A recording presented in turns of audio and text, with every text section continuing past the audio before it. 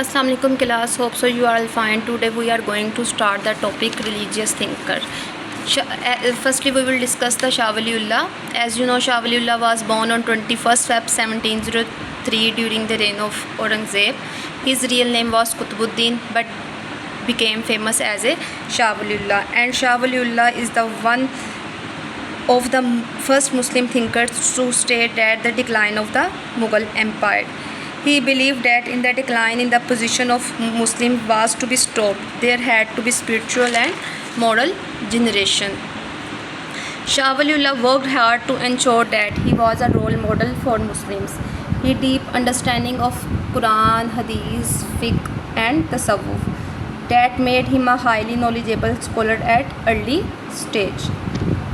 He believed that an emphasis on Quranic teaching was vital to Muslims. He translated the Quran into Persian. The ulama criticized Shah Waliullah, but his work proved very popular. He wrote 51 books in Persian and Arabic. Amongst the most famous were Hajjatul Baligha and Izalatul Akhwaf. Muslim society was divided into many sects, especially Shias and Sunni. He explained that during the early period of Islam, there was no Shia-Sunni problem. He wrote an account of the first four caliphs of Islam in a way that he was acceptable to both Shias and Sunni. His entire teaching was directed towards the Muslim society on the basis of social justice, distribution of equal wealth and removing the inequalities. He believed in preparing a large number of followers who could spread in different parts of India. He advised the Muslim to avoid extravagance and wasteful expenditure on marriages, birth and other ceremonies. Wealthy Muslims were advised to look after the poor and needy. He was also concerned about the prevalent economic system.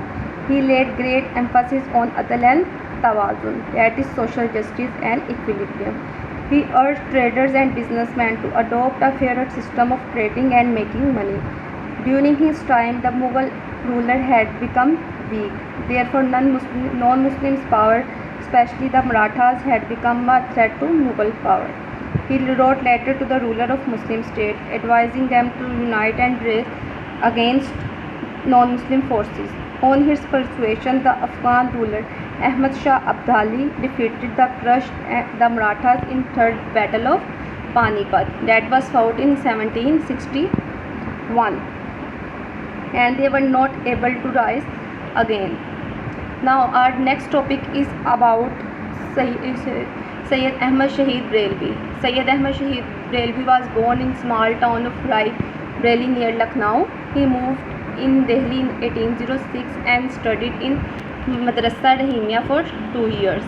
In 1810 he joined a Pathan military leader and learned to use European weaponry. In 1817 he returned to Delhi trying to make Islam to its original purity. He believed that Muslims could achieve their freedom by having armed struggle against the British and Sikhs. He also believed that evil in social Islamic society had to be cured. He called for jihad movement to overthrow the non-Muslim force which was oppressing them. His main idea was to liberate the Muslim of Punjab from Sikh rule. They could not offer congregational prayer as azan was banned, and the Badshahi Mosque in Lahore was used as a stable by Sikhs army. He set up an Islamic state with Shariat law, which was determined effort to revive Islam. A major problem for Sayyid Ahmad was that his army consisted of men from different communities, which disagreed over how the campaign was fought. Ahmad tried to collect taxes, but angry tribesmen who had never been paid taxes to anyone turned on his men and killed many of them. The jihad movement came to an end when Sayyid Ahmad was defeated and martyred in the Battle of Balakot in 1831. His work was a united force for Muslims to achieve a life based on Islam. Next topic is Haji Shariatullah. Haji Shariatullah. He was born in 1781 in Faridpur district in East Bengal. He was greatly influenced by the teaching of Sheikh Muhammad Abdul Wahab. He started uprising movement asked Muslims to perform religious duties in order to improve their social, economic and religious condition. He believed that miserable condition of Muslim in India led to country being Darul Harb. He also believed that Muslim community had moved away from Islamic practice. The main purpose of uprising movement was supported the idea of jihad against the non-Muslim.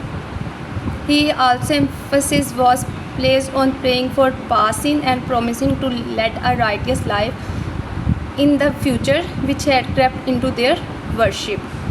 He divided East Bengal into circles under control of each Khalifa.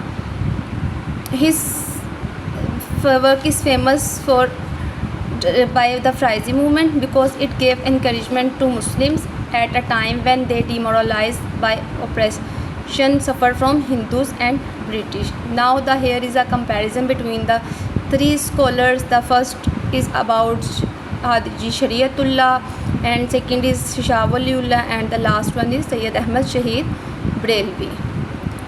The conclusion we can say is that the Haji Shah Waliullah was the most important reformer because he was one of the first person to realize the main things of Muslim problem. He did the major thing of translating Holy Quran to Persia so that more people could understand.